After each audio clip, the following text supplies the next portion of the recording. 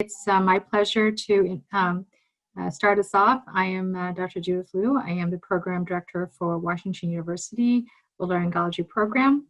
And I'm just going to start off with a very brief high-level overview of our program and then hand it off to Dr. Craig Buckman, who's our chairman, and then Dr. Jay Picarillo, who's our Chief of Research and the T32 Director. So hopefully you can all see my slide here, and we will get started as soon as I can get my cursor over there. Okay. Whoops. So Washington University Residency Program is actually a consortium with Barnes-Jewish Hospital, St. Louis Children's Hospital, and the VA hospitals. We have 5 residents per year. 3 are clinical and do 5 years of clinical training, whereas 2 do a research track where they do 5 clinical years, and in the middle, they will do 2 years of research. Our main training locations are the Barnes-Jewish Hospital, John Cochrane VA Hospital, and St. Louis Children's Hospital. Both Barnes-Jewish and St. Louis Children's Hospital are both level 1 trauma centers. We have multiple satellite sites. These include the Barnes-Jewish Hospital, West County Hospital, the Missouri Baptist Hospital, South County Center Advanced Medicine, the Children's Specialty Care Clinic, Christian Northeast Hospital, and St. Luke's Hospital. So where do our residents come from? You can see that the map shows in blue the states where our residents come from. We interestingly have the greatest number from California, but we have 1 from India, and then we're spread out all over the country. This is where our residents went to medical school. We have the greatest number who came from Missouri, but again, they are pretty much Midwest, as well as a few from the South. We have 1 resident each who came from Costa Rica, as well as from India. Some distinctive aspects of our residency program is that we have had a long history of leading in head and neck cancer surgery. Again, as I mentioned before, we're a level 1 trauma center for both adults and children. We have an approximately 200-mile referral radius, and we are in the midst of a Washington University Medical Center, which is a center for excellence in many different specialties. And so those other wonderful training programs and departments accentuate the care of the patients and the level of training that our residents receive. So you know, I'm proud to say that we are known for our excellence in clinical and research training, as well as success in obtaining fellowships, and then training and mentorship for academic practice. So for more information, please look at our website. Not only will you find an abundant amount of information regarding our residency program, but there's an additional site if you are interested in looking at some of the other videos that we plan to do. Those will be also listed there. We are looking forward to seeing your applications and reviewing them. So at this point, I will hand you off to Dr. Craig Buckman, who is our Lindbergh Professor and Chair. And I will stop sharing here in a second here. Okay. That's great. Is that showing up? Yes. Great. Well, welcome everybody. And thanks, Dr. Liu, for providing that intro. Our goal tonight is to give you a little bit of snippets about our program, but then turn it over to the real stars who are our residents and allow you to learn from them. You know, as those that are closer colleagues and probably more similar to, you know, where you all are. So we're going to try and just get through a little bit of this and then really turn it over to them. So this is the medical center, the Washington University Medical Center that Dr. Liu mentioned. And, you know, you can see here, it's quite a big group of structures from Barnes-Jewish Hospital here, the South Campus all the way to the North Campus. And literally, you know, we have practice in many of these buildings. The main hospital is here. And then on the other end is the Parkview Tower, and Children's Hospital is here. A variety of other, the Center for Advanced Medicine is back here. So it's a, it's quite a big medical center. The other thing that's interesting, just sorry, is this is Forest Park, which bounds the medical center. It's really a beautiful inner city park as well that has lots of things to do. you know, our history is a long, rich one. And you can see that we started as far back as the 1800s with Dr. Shapley. And it's arguable, but, you know, we're probably the second oldest department in the United States behind Mass Eye and Ear.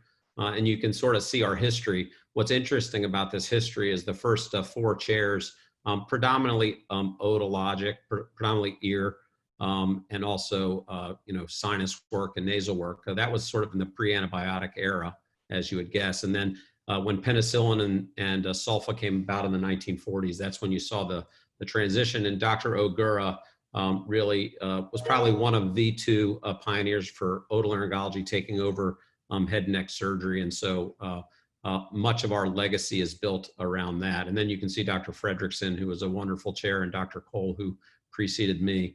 You know, we're super happy about our program, despite the fact that these ranking numbers are good. We actually believe we're better, frankly. We're really happy with many of the things that we do here.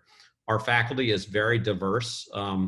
We have 32 clinical faculty that also, many of which do research, but then also 18 research faculty as well, who are predominantly research in both clinical, translational, or even basic science work. And you'll see when we talk about balance, you know, a balanced program is one that provides opportunities across all the different areas.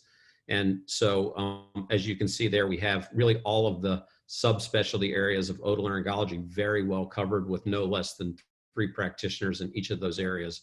And our research portfolio, which Dr. Piccirillo will talk to you about, also really is quite broad and extensive, which gives a wonderful opportunity to learn there as well. So this is so what are we known for? Again, Dr. Liu mentioned, but you know, in our early days, it was about the Central Institute for the Deaf and the Laryngoscope, which is, you know, one of the major journals that started here in the early 1900s. Dr. Ogura and head and neck surgery, which is still really strong today, and we're very proud of that. Our cochlear implant program was also one of the early starters at this in the 1980s. And, you know, we're up to over 250 cochlear implants a year now, so that's fantastic. Dr. Piccirillo's work in outcomes research and specifically comorbidities is widely recognized, and our research programs are super strong. The other thing is that, you know, this department has had has been a part of training at least 18 department chairs. So leadership, as Judy suggested and others, leadership's a major part of what we do here. And it's really about providing opportunities for leadership. And, you know, but what are we really best known for? It's really providing fantastic clinical care and training specifically for medical students and residents and fellows and even faculty in both clinical care and research. So that's, you know, that's really what we're all about. And I can say honestly that the residency is certainly the center of our department, and really is how we sort of build our days. So what makes a great residency program? This is something, if you can take a screenshot, you should take a screenshot and put this on your own laptop. And the reason I say that is because these are the things that you're looking for when you start to think about finding a great residency program. Maybe they're obvious, maybe you've heard all this before, but this is sort of how, as you start to think about programs, you want a place that provides a fantastic clinical opportunity in depth and breadth with balance across the subspecialties, a great hospital partner. Our residents are going to talk to you about the culture because frankly, they're a major part of it. Exposure to research, of course, mentorship. St. Louis being a great place to live. For those of you who have never been here, this really is a fantastic and very easy place to live. And most things are no more than 20 minutes apart. So, and then it's a great place to find, you know, opportunities for your spouse or significant other if needed. So, and I think you'll hear more about those basic things from our residents. This shows where our alumni end up. Importantly, after residency, many residents, although certainly not all, go on to do a fellowship in one of the subspecialty areas. We talked a little bit about, you know, many of the department chairs that came from this, but you can see that most of our residents end up going somewhere into a practice across the country in either academics or in private practice. And you can see almost all the states are covered. So, you know, there's nothing that coming here sort of limits in terms of your opportunity. And frankly, it builds those opportunities. Just in the last couple of seconds, this is that Center for Advanced Medicine, which is where our major outpatient clinics are. This is Barnes West Hospital, which is, it's a bit of a cartoon of it, but it looks exactly like this. So really a wonderful brand new facility that just opened. And then this is our multidisciplinary dissection lab, which is really a fantastic resource for learning how to do both microscopic temporal bone work or endoscopic temporal bone work or endoscopic sinus work or any of another a whole bunch of other things. So this is a fantastic resource, which we're super proud of. So just in closing, I invite you all to, we have an Instagram page, which we, happily like you to visit and see what's going on here. Of course, and our website is, we're trying to keep it as up to date as we can. So thanks to you all for coming tonight. We hope that we can put our best foot forward for you and you learn a lot about our program. So thanks. Next, I'll turn it over to Dr. Piccirillo. He'll talk a bit about research. Great. Thank you, Craig.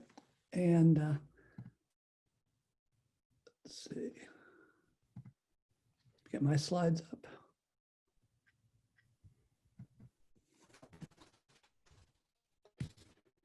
And sorry, guys.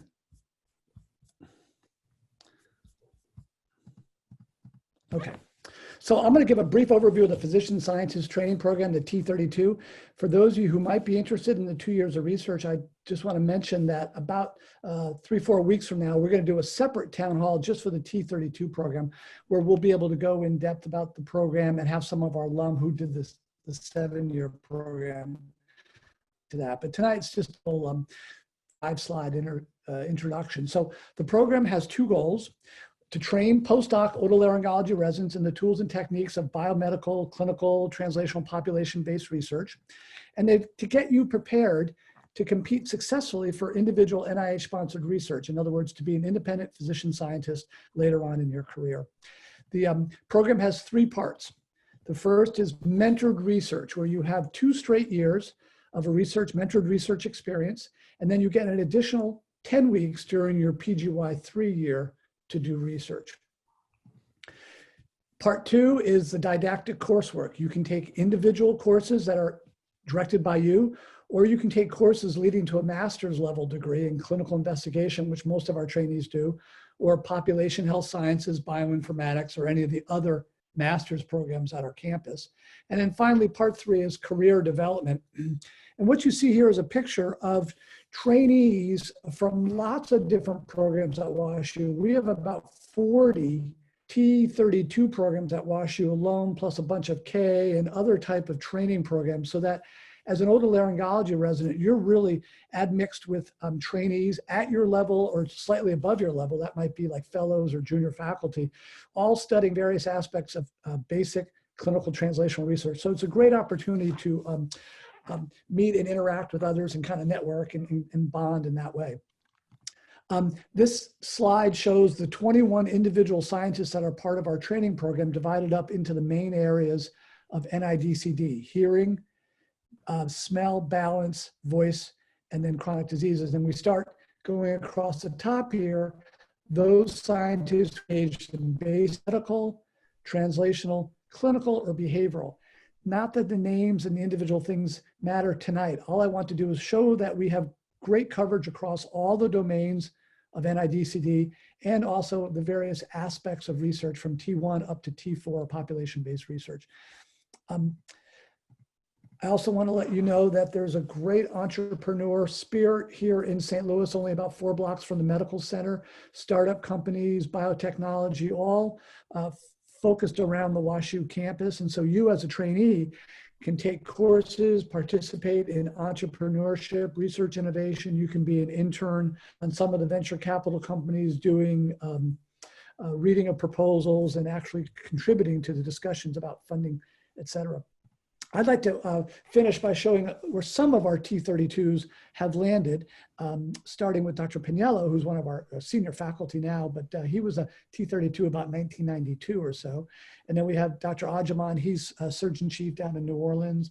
We've got Norm Hugiking up at Michigan, Bob Jung and Rutgers, and then Jim Katisha in Ohio State, Sid Kusala in Cincinnati. Who else we got? Let's see. Judy Liu, of course, right here. My little screen's in my way here. Yeah, we've got Ravi Upalari, who's now in the women's, and Dave Harbour. Joe Padafar at Dartmouth. Urj Patel in Chicago. We've got John Sun Wu at Stanford. Ken Lee at UT Southwest Medical Center. Jen Nguyen at UC San Diego. Mega Young at Yale. Mike Brenner at Michigan. Davud Serjani, he's at the Palo Alto VA. And then Eric Wong at Pittsburgh. So again, these are all WashU trainees that did the T32 program. Jason Rich here at WashU, one of our head and neck group. Fumi Mulami, she's at University of Nevada, Las Vegas. Andre Wineland at Arkansas. And Andrea Park at UCSF. And then Kathy Tao, she's down at Houston. And Laura Rowland, she's also at UCSF. And our most recent grad, Neil Badd, he just started up at University of Washington, Seattle after finishing a laryngology fellowship at USC. So as you can see, they're all across the country, all at different stages of the career, all doing different but really important things and contributing into otolaryngology. So to conclude, here's a picture of some of our current, I should also say. And as I mentioned, probably the third week in September, we're going to do a separate T32 town hall where, again, I'll talk a little bit more in detail about the program, but also have our T32 currents and alums speaking. So thanks very much for coming in today, giving attention. Let me give it back to Dr. Liu. Thank you, Judy. Thank you, Dr. Picarillo. I just want to now hand it over to our residents. So we will have one chief resident and one senior resident who will take charge of this. And we have a host of other residents on board in order to introduce you to our program, as well as faculty who will introduce themselves. So Rajan Dang is our chief resident, and Miranda Lindberg is our senior resident, and they will be leading the rest of this evening. Thanks, you guys.